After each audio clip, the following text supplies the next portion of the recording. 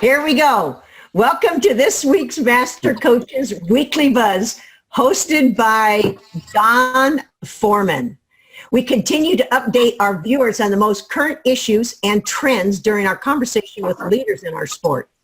Our Journey of the Legends series continues providing great insight while you travel through their experiences. Now, let's go to four-time Hall of Famer and former Olympic coach Mick Haley, who will introduce our Journey of the Legends guest today. Mick. Thank you, Ruth. Yes, thank you. It's my pleasure to introduce Bob Bertucci.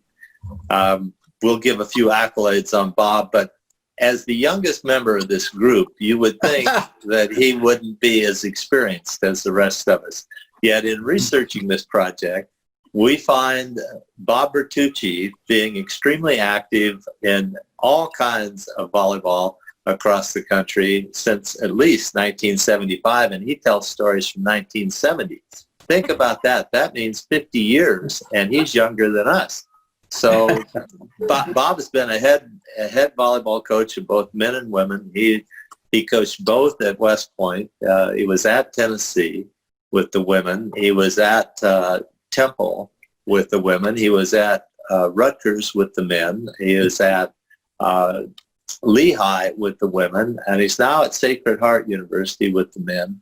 But my introducing Bob, my part of this was to kind of trace what Bob's done in the past, because he's been more than just a volleyball coach. He's been involved in the development of the game since almost 1970. He met me when I played with Kenneth Allen, by all accounts, from his information. But I don't remember Bob until he started his USA volleyball career as a player, and most people don't know that. Bob, do you remember how you got into that? Well, yeah, there was a number of things prior, Mick, to us, with the national team. It was a couple of World University games, tryouts, and some regional type things that were going on back then that I went to as a player, and continued to stay in close contact with Carl McGowan and following the training program he was sending out, and then got invited to, I guess it was Wright State, if I remember correctly, in '75. Correct. Yeah. And did you do that interval program that McGowan put out, run all those intervals? I actually was one of the few, if not the only person, that did every single workout that Carl McGowan sent out, from the running to the weight training. I followed, and I sent it back to him religiously every week. I mean, I was committed to making this national team. So you were there with Paul Sunderland, all of the big dogs that eventually made that '84 team. Yeah, all of those guys were there. Yeah. Barb Dumpy and I were assistant coaches running that tryout. If you remember that? Yeah, I sure do. And we were doing Japanese warm-up drills. Can you tell us a little bit about what happened when we did those? Oh, I know the story he's thinking about. God. It was a buddy of mine, Jim Cross, and I were partners. And, we were doing these Japanese warm-up drills. And one of them was where I had to do a handstand. And he would grab onto my ankles. Well, I would grab onto his ankles, and he'd bend forward and stretch me. Well, except that he let go of my ankles. I crashed head first, and Mick thought this was the funniest thing that he ever seen. And I went telescoping into the floor. And it's still funny. Except you hurt yourself. That was not fun. Well, just for a few minutes. I think I hurt my pride more than anything else. Well, that was when Val Keller put out that whole manual of Japanese training exercises when he was the executive director for the Canadian Volleyball Association, then passed them along to us. And of course, anything new we adopted at that time. So you went from that tryout. What happened to you? You were at Springfield College. So that when you were at Springfield College, were you playing there, and that's why the University Games tryouts? Yeah, I was at Springfield College for the 4 years prior to that USA tryout. And that's where I had, been exposed to tryouts for the World University Games and some regional teams. So the next time that you and I ran into each other, as I remember, was in 1977. We were on tour with the Soviet Union, the first time the Soviet Union had come to the United States. And I believe you were physical director at the Vanderbilt YMCA in New York City. Am I correct about that? That's right. That is exactly correct. And we so housed the whole Russian team at the YMCA that year. We started in Santa Barbara, went down the coast, El Paso, across, and then up to stay at the Vanderbilt YMCA and played in Madison Square Garden. And you were responsible for hosting the whole tour there in New York City. How did you get put in that situation?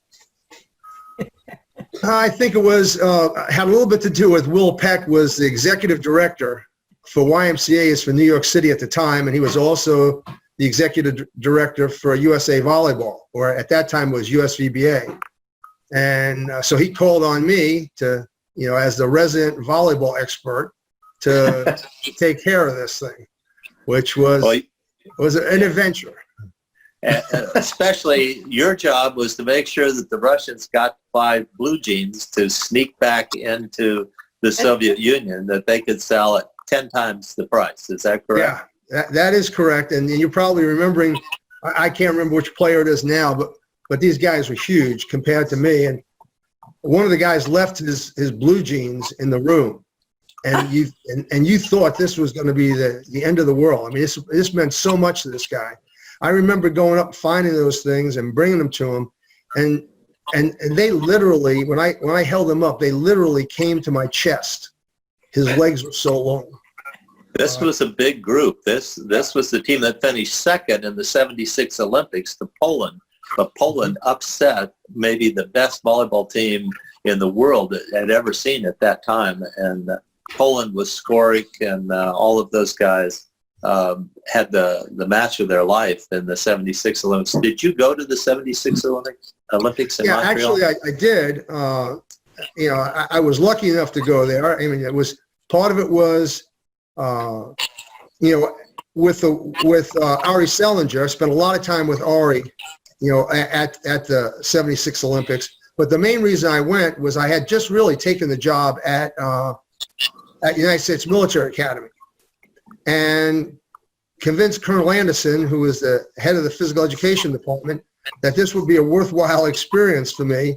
So they actually wrote orders for me, from the Army to go up and to attend, the Olympics. So I remember distinctly going up there, meeting with the women's team and working out with them and, just kind of being a guest player while they were training. They weren't in the 76 Olympics, but they had the opportunity to train against all the teams that were up there, and that's what Ari was doing. But also, that was a time when you were up there with Scotty Mose and Jim Coleman and Doug Beal, and you guys were all there as part of the staff for the men's team. And I remember distinctly you guys being at center court during the Olympics, scouting everything they were doing. All right. And I walked in at floor level with my orders and said, hey, the U.S. government sent me to videotape everything. And they put me right on the floor. I was on the floor for every single match, videotape. And Scotty Mose was so pissed. How did he get down at the floor? And I'm stuck up here. He wasn't the only one. Did you get to play? Did you get to play in our matches afterwards? We would go to this gym after each one of the day's events, and we would play, have games in this gym, and Wilt Chamberlain would come.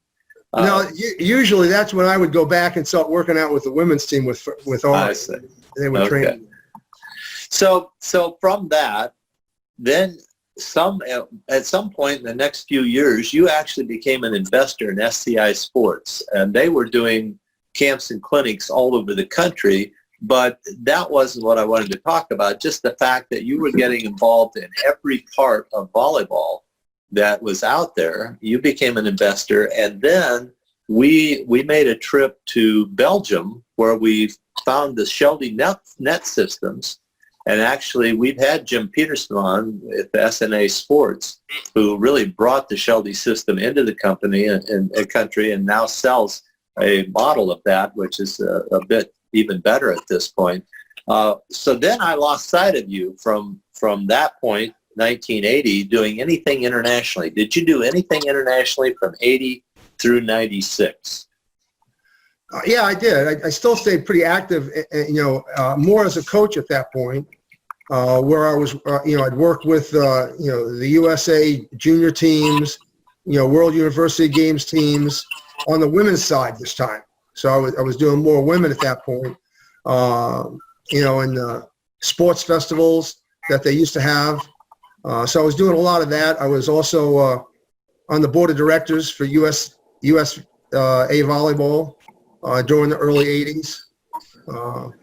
But I'll tell you one other thing I want to mention to you, and I have never told you this, but just, you talked about SCI, and I remember before I was an investor in the company, you actually had me coaching. This was, I guess late 70s, early 80s. Yeah. As a core coach, late 70s, as a core coach, and that was the first time I was introduced to the keywords and a systematic method of teaching skills in volleyball that we're still using now with MasterCoaches. When we do our clinics and we're trying to, and I've used it my whole career with my camps, and it was kind of based off of what you had taught me through SCI Sports. So thanks. Well, you're welcome. And David DeGroot had a little bit to do with that because his dad, Bert DeGroot, and Carl McGowan was involved in the development of that concept a little bit also. So that's gone quite a while. Well, we want to go kind of quickly here. I just in 98 or 99, we sent you. I was coaching the Olympic team, and we sent you to Japan to scout for us, Tokyo, I believe. Can you just tell us real quickly that story? Because we expected that you would be taken care of and you would have no trouble whatsoever. What happened to you in that regard? And the key for everybody to know is you solved this problem and got us everything we needed when you came back. So what happened in Tokyo? Well, Tokyo was actually a little better than my next scouting job. Tokyo was pretty good because you had all the technology, you had a lot of the people that knew what they were doing. I had no idea what I was doing, but I knew I needed to get film on everybody, and I went ahead and did that. That went relatively smoothly, other than because I'm in the country. How about the camera breaking, though, Bob? It didn't go that smoothly. Do you remember? You were the only one I know of that can't speak Japanese that got a camera fixed and got all of that film for us. Yeah, that was lucky. But at least they had the technology there. The trip to Azerbaijan, that was a real extravaganza. I mean, that was one weekend. Toshi had sent me out. No one wanted to go to Azerbaijan. I had no idea where Azerbaijan was, only to find out we're in a war with Iran and Iraq and everybody else over in the Middle East, and here I am, right on the border of where this stuff was going on. It was a weekend trip, so I hopped on a plane, flew there. It was like a 16-hour trip to get there. Got out, filmed all these games. Of course, I had to go take in the city a little bit and decide I was going to eat at all the stands that were around because I only had a little bit of time between games, only to find myself on the way back with 102 fever from eating all the food that I got at all these different bazaars. And you paid very little for any of that, right? But you paid greatly later. Well, there's even more to that story, but we'll wait for that for another time. All right. Well, I appreciate you going through this international career, but I want people to know that you've been around a lot longer than people think, and you're not that much younger than us. So that's been a great contribution internationally. I'm going to turn it over to Brian Gimmillaro right now. He's got some very exciting questions to ask you. Brian, are you there? I'm here. I don't know how exciting my questions are, but Bob, it's nice to hear about that history. And I met you actually. Well, I met you before at I believe at a Final Four, but we used to do some coaching clinics together, as I recall. But, you know, as Mick alluded to, so many colleges, one of the few coaches that have been a Division I coach for both men and women, and now you're doing the men. But I want you to say something about those schools and your experiences. Well, you know, at Rutgers, you went to the Final Four on the men's side. You had a huge win on the women's side against Penn State in the NCAA tournament. And also your camps. I know that you have spent 40 years doing camps and continue to do those, which you're doing right now. You're on the road right now doing some camps. Talk about any of those experiences, either the college or the camp level. Anybody that does 40 years or coaches at that many schools, I'm not sure what you have to say to people, but I'm interested in hearing it. Well, I'll go ahead and start with the schools first, you know, which started at the United States Military Academy. And that was kind of a dual role. When I was at Springfield College, I was studying to be a physical education teacher. That was my main focus. Had no intention of being a coach. Didn't want to be a coach. It was one of those typical college, college students that would complain about taking coaching courses because I wasn't going to coach. I just wanted to teach. And so my first job out at West Point was as a physical education teacher at the United States Military Academy. And because of my experience in volleyball, they wanted me to be the full-time coach for the men's team. So, that's what got me into coaching. That was kind of part of that job description. And what was happening, and I didn't, of course, realize it was happening, but the colonel saw that I was spending much more time with the volleyball end of things and the coaching stuff than I was doing on the physical education. I was doing all my classes, but it wasn't like I was, spending time outside of the classes to get better as a physical education teacher. I was doing all my stuff outside to become a better volleyball coach and just be involved in volleyball. I spoke with him. We ended up starting the women's volleyball program at West Point because that was the first year women came to the service academies, and that was a worthwhile adventure to get that thing started and run. Then I started running both those programs, and then the colonel just said, "Hey, you really should just go somewhere and just coach volleyball. That's what you really love doing." All right. And so he ended up having a contact down at the University of Tennessee, and next thing I knew, I was down at the University of Tennessee coaching just women's volleyball and not doing the men, but fully engaged in the women's program and doing everything I can to. And that was, Mick will understand, that was when AIAW was still going on. It was before the NCAA, and so we started playing. Hey, they still had state championships then. And our challenge at first was winning the Tennessee State Championship. We had to beat basically Memphis State. So after doing that, then it was the AIW, and we found ourselves, going to regional championships for that, and or being out at UCLA when there was, 100 teams out there, not quite 100, but there was a load of college teams, and that was all AIW, and that was that Mick, I remember that because we beat Texas. All right. Hey, so did we. I don't remember. So did we. We all He doesn't remember that though. But that was Tennessee. I was there for about 7 years, and I started realizing I was on this 4-year, 7-year kind of thing. Every 4 years I was looking for another job, or 7 years I was getting an itch and I wanted to do something different. And then Rutgers, they came calling, and that was a chance to get closer to home. Now, of course, from a career standpoint, it doesn't make any sense at all. Well, first of all, I didn't realize, at Tennessee, I was in big-time athletics. I mean, I came from a small college with 2,000 students, and in New England, and didn't know anything about what athletics was down in the South. But here I go taking a job at a Division actually a Division III athletic program that had a Division I men's volleyball team. And I just thought it was great. You know, I loved it there. You know, men's volleyball was the sport. And, you know, we were playing all the best teams in the country. It was just a lot of fun. And I was also coaching the women's team. So I stayed coaching women. It was just a Division III team. So that was kind of interesting.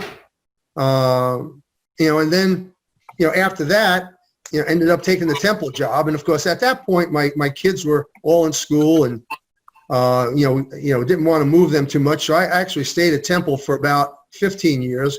And that was another challenge. So every one of these things was a little different and a little bit more of a challenge. I mean, it was, you know, in North Philadelphia, it was an inner city school, you know, trying to build a program, you know, in the inner city was pretty difficult. And so we did that through a combination of, you know, U.S. kids and international kids. And I was pretty proud. We won about 4 or 5 Atlantic 10 conference championships. And, you know, we did have that, you know, big win over Penn State, you know, in the first round that got us to the Sweet 16. And, you know, and I think it was early 2000s. So we had done some nice things at Temple. But then it was, you know, an opportunity to go to Lehigh University, which was, you know, again, a different experience, you know, a real college campus, you know, with, you know, ivy growing on the walls and trees everywhere, and, you know, great school academically. You know, spent 7 years there before taking the job at Sacred Heart. So that was, you know, every one of those positions was a change, and it was interesting. And I think it was always a good time for me to move, and it was a good time for the university to make a change. When I finished up at Lehigh, I actually thought I was going to retire. That lasted for about 3 months, and I thought, you know, after doing the camps, I was like, I got to do something else. I just can't just go home and make shelves. So I took the men's job, and, you know, again, it's another challenge that I think I'll enjoy doing. So that's what we're currently working on right now. The camps I did, that was completely different. You know, that I started, like I mentioned, you know, working at the, you know, YMCA camp in Greenkill, New York. It's now called the World Volleyball Center or something, with Scotty Mose, Scotty Mose. Yeah, he actually taught me volleyball and, you know, got me out off the basketball court and out of trouble to come into the gym and play volleyball. And he took me up to camp and started teaching me the camp business. And then I worked with Mick, and I talked a little bit about that. So when I went down to Tennessee, I started my own camps, and that was 1980. And I've stuck with that, you know, all the way through for 40 years. Enjoy doing it every summer. It's a challenge to do that while you're coaching, you know, Division I. You know, and probably have worked with north of 30,000 athletes just through the camps over the years. So, and we're still doing them. This afternoon we'll be driving to North Carolina to do our next camp there in Wilmington, North Carolina. It's truly amazing. I want to turn this over to an old friend of yours. I think Ruth is back on the line. We lost her. Yes, I am. Okay, so we're going back to Ruth Nelson, who I hope she doesn't tell all the stories and all the truth, but it's next to you, Ruth. Okay, so I cannot tell all the stories because Mick was very long-winded today. But I want to talk about, okay, so you've been in 6 programs. When you were young, you surrounded yourself with the movers and shakers in volleyball. I would consider you a program developer and a player developer. And one thing that I would put in quotes is a master of sharing. When you were at Tennessee, I was at LSU. We were started doing NCAA at the time. When you were doing AIW, I was at Houston. So one of the things we always say is, who can develop programs that stay in a program forever? Well, Mick wasn't there forever, but 17 years to me is forever. Bob, you and I have been in shorter terms.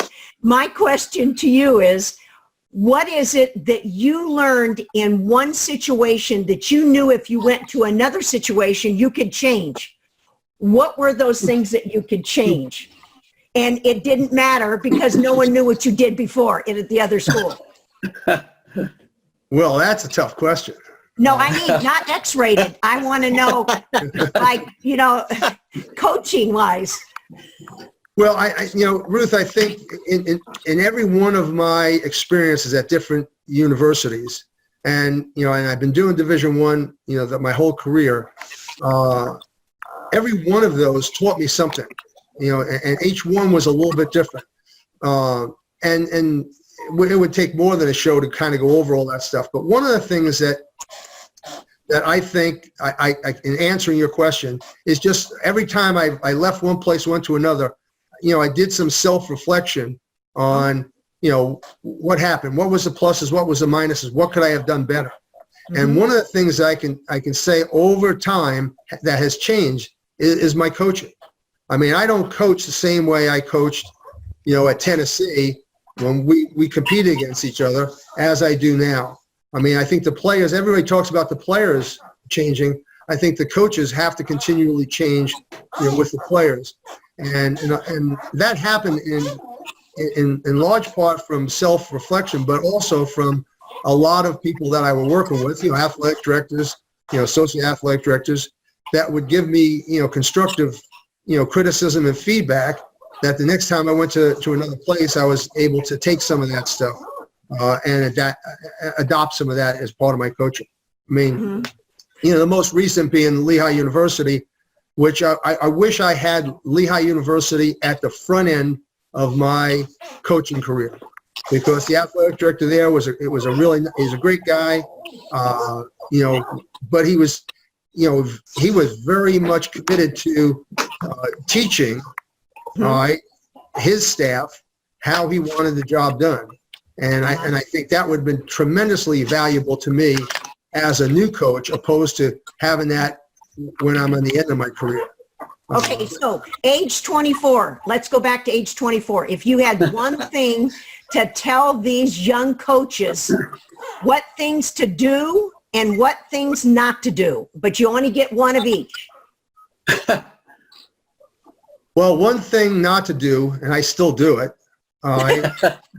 is to expect your athletes to do exactly or react and do things exactly the way you do them. Okay. As my wife tells me all the time, don't do that. Nobody is going to do it the way you did it. Where I'd be at 24 years old, I was working out 6 to 8 hours a day.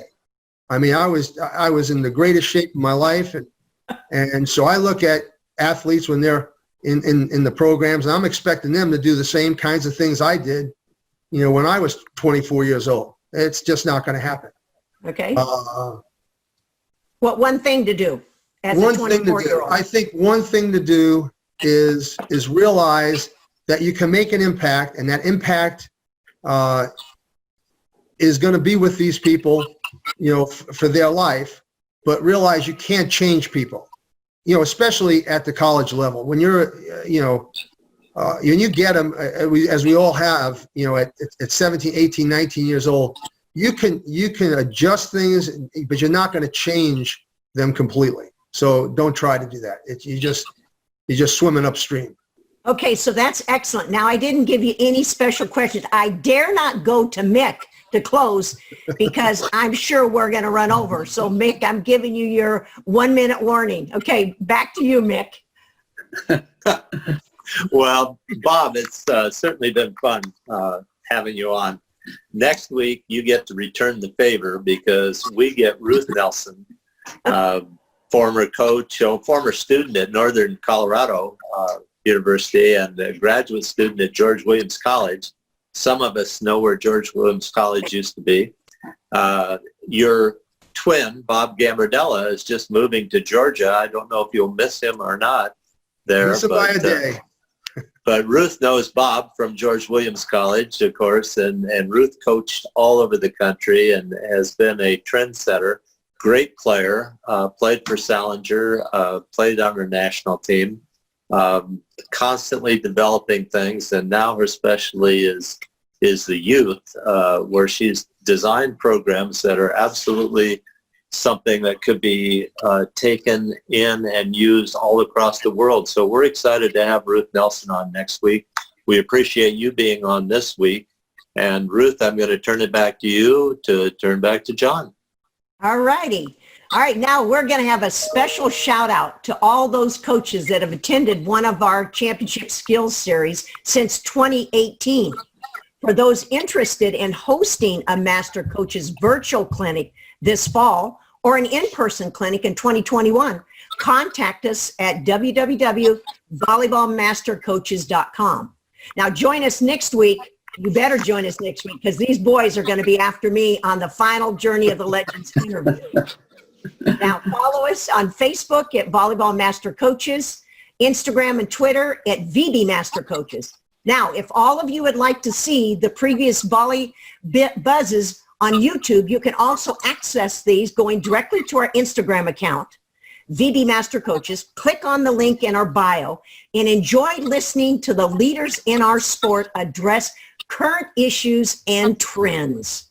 Now, we go back to our host, John Foreman, who is going to update us on his coaching conversations and an update on his move to Buffalo as a new head men's and women's coach of the Medaille College Mavericks. John. Thanks, Ruth. Yeah, still working on some stuff in terms of new coaching conversations. Got a few pokers in the fire. In terms of what's going on with Medaille, I'm in everybody else's boat right now because every day is new information. As far as we're concerned, we're still planning to play. I don't know who we could possibly be playing at this point, but we'll find out. Maybe we'll get pushed back to spring. We'll see. And in which case, I would be coaching men and women at the same time, so that could be kind of crazy and fun. But anyway, we'll keep everybody posted on all that stuff. Make sure you stay updated on everything that's going on Twitter at CoachingVB and at the blog coachingvolleyball.com. Thanks for tuning in, and we'll see everybody next week. Appreciate it.